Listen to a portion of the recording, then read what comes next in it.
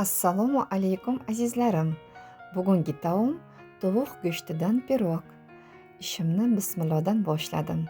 Pirogimiz oddiy va mazzali, uy sharoitida mehr bilan tayyorlangan. Masalliqlari ham uyda topiladigan oddiy. Retseptni pastda yozib qoldirdim. Savollaringiz bo'lsa, kommentariyada yozib qoldiring. Albatta, har birlaringizga javob qaytaraman. Video yoqqan bo'lsa va ishtahangizni ochib yuborgan bo'lsam, sizdan bitta like. Sizga malol kelmaydi, men esa xursand bo'laman. Отчаянная домохозяйка, umidsiz uy bekasi blogimga qo'shiling. Davomi qiziq bo'lishiga harakat qilaman.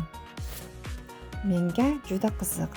Shu boshlagan blogimni sizlarning yordamlaringiz va o'zimni harakatim bilan qay darajaga olib chiqaman. Va umidsiz uy bekasi nomini boshqa biron chiroyli nomga almashtiraman. O'ziz nima deb nik qo'ygan bo'lardingiz? Izohda yozib qoldiring.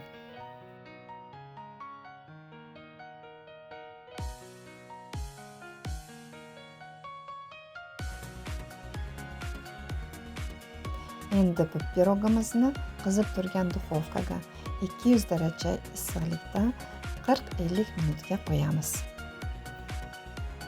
Juda mazali, xamiri ham og'izda eriydi. Buni oldiga o'ziz yoqtiradigan sousni tortib qo'ying. Like qo'yishni unutmang. Yoqimli ishtaha!